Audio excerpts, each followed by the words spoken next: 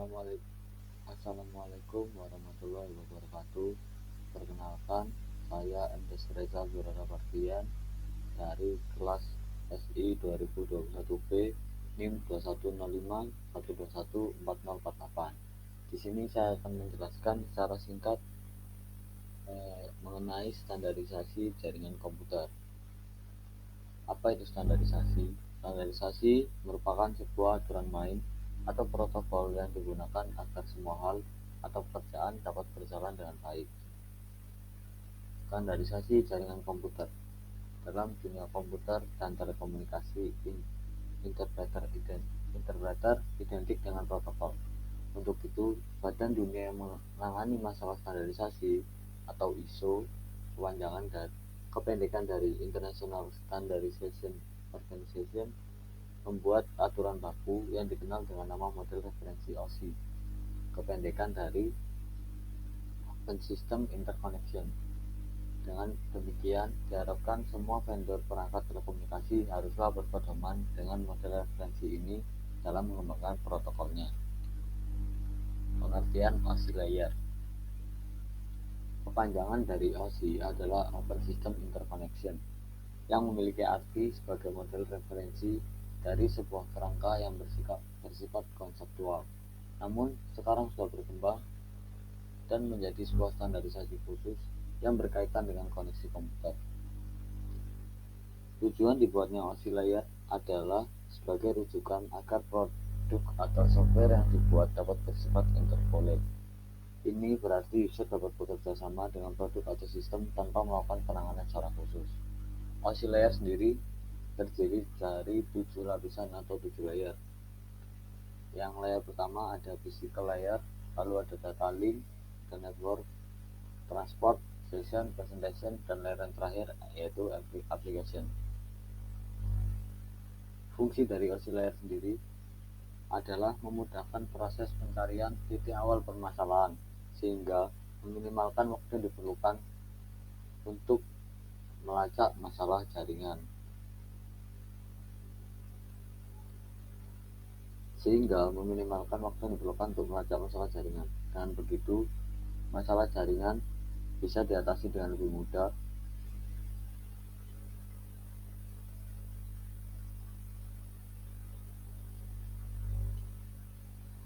Lalu ada 7 layer OSI. OSI sendiri atau Open System Interconnection terdiri dari 7 layer. Yang pertama ada physical layer. Layer physical ini adalah lapisan yang berfungsi sebagai transmisi terhadap bit data.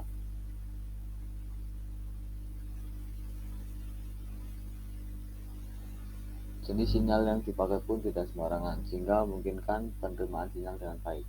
Jenis sinyalnya pun harus didukung media fisik, media kabel, infrared, cahaya biasa, frekuensi radio, dan tegangan listrik. Setelah layer ini menyelesaikan tugasnya, maka akan dijelaskan ke layer kedua, yaitu data link layer. Fungsi utama dari data link layer adalah untuk memeriksa bila terjadi kesalahan dalam menyalurkan transmisi terhadap bit data, di mana kesalahan tersebut kemungkinan besar terjadi di layer pertama, yaitu physical layer. Pada layer ini juga terjadi koreksi kesalahan, pengalamatan hardware pada MAC address, dan flow control. Lalu layer yang ketiga yaitu network layer. Layer network pada OSI ini bertugas untuk mendefinisikan alamat IP sehingga setiap komputer dapat saling terkoneksi dalam satu jaringan. Fungsi lainnya adalah melaksanakan proses routing dan membuat header untuk setiap paket data yang ada. Lalu layer yang keempat adalah transfer layer. Kenapa disebut transfer layer? Karena layer ini memiliki peran untuk menyalurkan bit. Ada beberapa fungsi spesifik dari layer ini, yaitu memecahkan data yang akan dimasukkan ke dalam beberapa paket data, melakukan transmisi data mulai dari session sampai ke network layer. Setiap paket yang ada akan diberi penomoran oleh layer ini sehingga mudah untuk menyusun ulang. Melakukan looping terhadap proses transmisi yang ada dalam paket data yang hilang. Dengan layer ini, data bisa disalurkan dari server menuju ke pengguna tanpa adanya gangguan. Lalu selanjutnya, layer yang kelima yaitu session layer. Layer session memiliki fungsi untuk mengendalikan dialog maupun melakukan pengelolaan terhadap koneksi suatu komputer. Bahkan layer ini juga bisa melakukan pemutusan koneksi internet pada suatu komputer. Contoh protokol yang berada di layer ini adalah NFS, FTP, dan SMP, dan lainnya. Lalu layer yang keenam, lapisan yang keenam ada presentation layer. Layer presentation berfungsi untuk mengidentifikasi sintaks yang dipakai suatu jaringan untuk berkomunikasi. Layer ini perlu memberi enkripsi serta deskripsi data yang nantinya akan dipakai dalam layer application. Pada layer presentation, data akan terenkripsi dan deskripsi secara otomatis melalui sistem.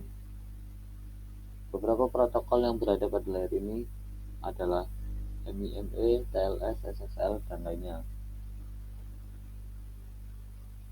Lalu layer yang keenam yaitu presentation layer. Presentation layer berfungsi untuk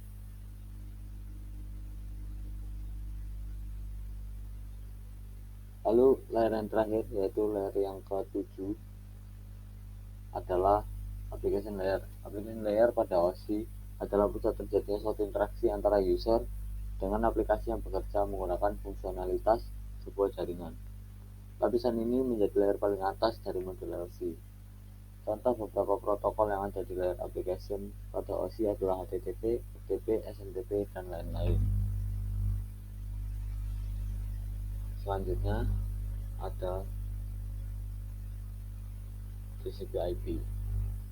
TCP/IP adalah singkatan dari Transmission Control Protocol Internet Protocol dan merupakan rangkaian protokol komunikasi yang digunakan untuk menghubungkan perangkat jaringan di internet. TCP/IP juga digunakan sebagai protokol komunikasi dalam jaringan komputer pribadi, baik intranet atau extranet. TCP/IP terdiri dari 4 layer. Yang pertama ada layer application.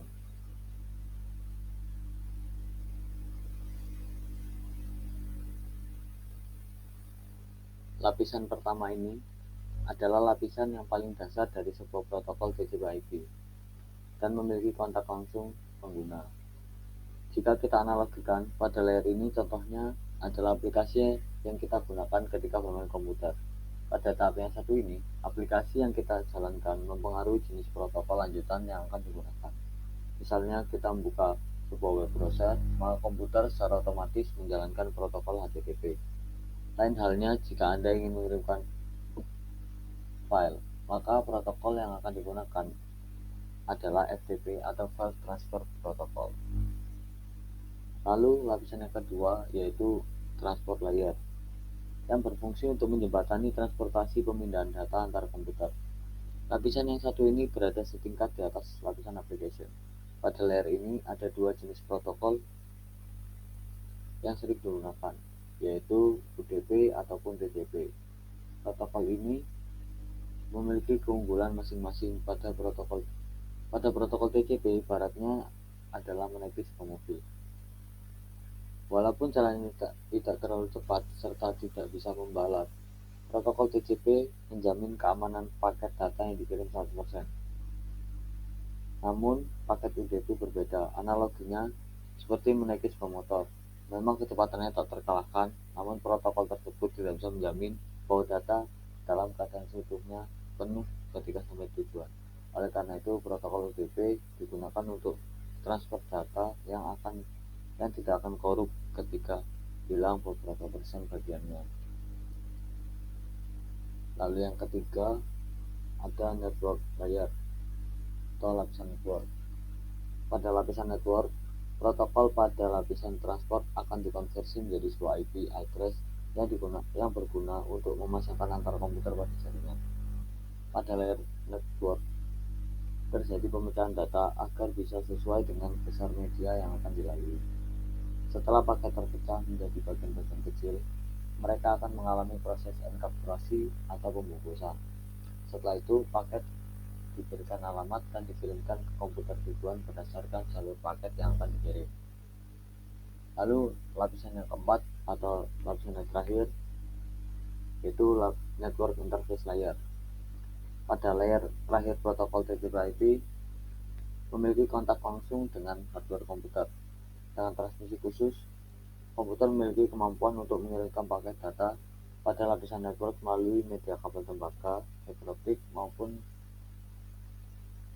secara nirkabel. Adapun perbedaan dari OSI layer dan juga TCP/IP. Untuk dari segi model, TCP/IP memiliki model client server, sedangkan OSI memiliki model konseptual. Lalu dari layer, TCP/IP memiliki 4 layer, sedangkan OSI memiliki 7 layer. Lalu TCP/IP berwujud, sedangkan OSI tidak. Dan untuk arahnya, TCP/IP mengikuti pendekatan dari atas ke bawah, sedangkan OSI dari bawah ke atas. TCP versus UDP, perbedaan TCP dan UDP. Karakteristik TCP terletak dari orientasinya dalam mengutamakan koneksi. Sebelum data ditransfer oleh TCP, protokol ini akan melakukan sesi koneksi. Jika konektivitas terjadi gangguan atau tidak lancar, maka TCP ini tidak bisa diandalkan untuk mengirimkan pesan sesuai kebutuhan. UDP, User Datagram Protocol, merupakan protokol yang berjalan pada transport layer yang bersifat unreliable atau tidak dapat diandalkan atau connectionless. Penggunaan protokol UDP yang unreliable tidak mengirimkan keterangan atau acknowledgement meski pengirim data gagal. Bagaimana TCP dan UDP bekerja?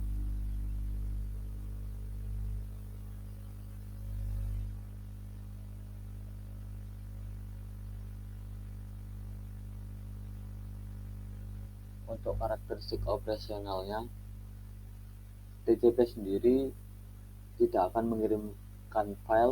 mengirimkan pesan jika tidak ada konektivitas di sana. Sedangkan UDP akan tetap melakukan transfer tanpa adanya konektivitas. Maka dari itu UDP disebut connectionless dan TCP connection oriented atau berorientasi koneksi. Untuk sistem datanya sendiri, untuk TCP ini memastikan data tetap utuh sampai ke tujuan, sedangkan UDP tidak. UDP akan terus mengirim tanpa memastikan data ini utuh sampai ke tujuan. Sekian dari saya, kurang lebihnya mohon maaf. Wassalamualaikum warahmatullahi wabarakatuh.